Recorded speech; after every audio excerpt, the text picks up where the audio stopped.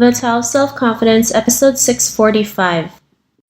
Welcome to the Tao of Self-Confidence, where I share stories of amazing women who have discovered their inner journey to self-confidence.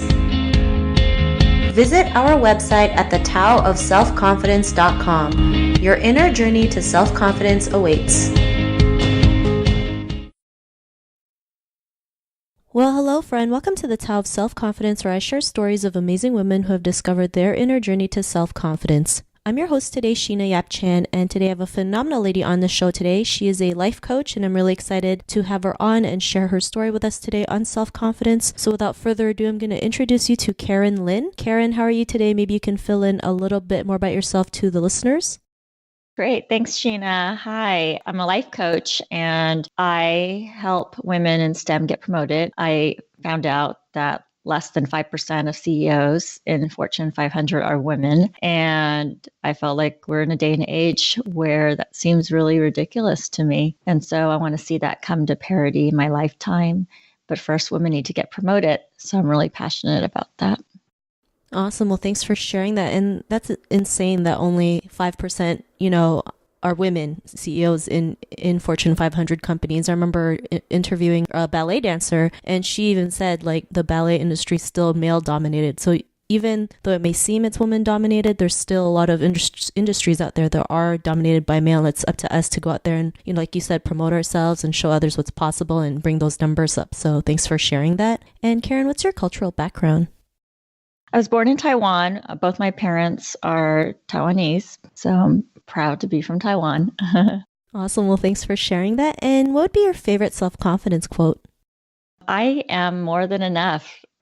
And that's just something I tell myself and that I believe that all women should believe about themselves. Well, thanks for sharing that. I think that's something, that we should tell ourselves all the time, right? Especially as women, especially as Asian women, we always feel like we're never enough, right? But really, we are more than enough, like you mentioned. So I really love that mantra and quote that you mentioned. And in your own words, how do you define self-confidence? I think it's being self-assured, and it's really knowing that you have your own back no matter what. You really can't rely on others for your own confidence. Thanks for sharing that great definition. And Karen, what was your life like before your discovery of self-confidence?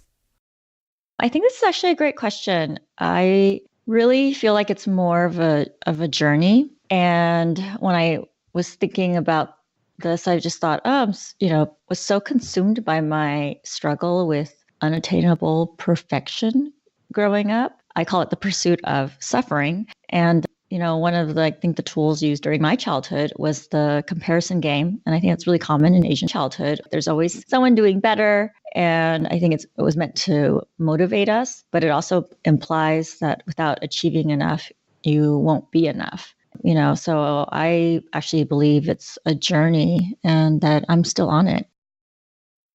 Thanks for sharing that. And I think, like you mentioned, the comparison game is pretty popular in Asian culture, especially growing up, especially with school, like who won so many awards, who got the great job, who graduated with honors, things like that. I mean, I know sometimes people don't mean to do it, but they don't realize how much that hurts us, right? How much it brings our confidence down, not realizing like you said, we feel like we're never enough. And, we really are. And we don't need those things to define who we are. And what was that point in your life when you realized, you were more than enough to go out there and, be the person that you are today, especially being a life coach? What was that aha moment?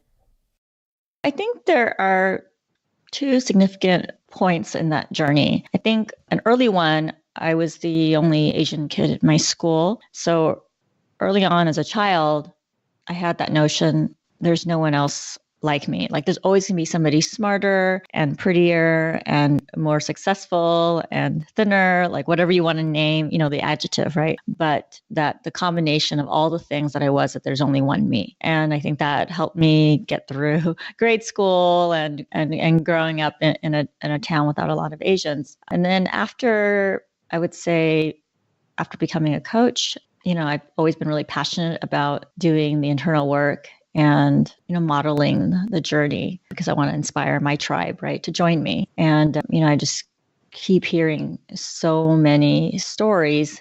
And it's what made me realize, that it was my own fear of failure that was keeping me small.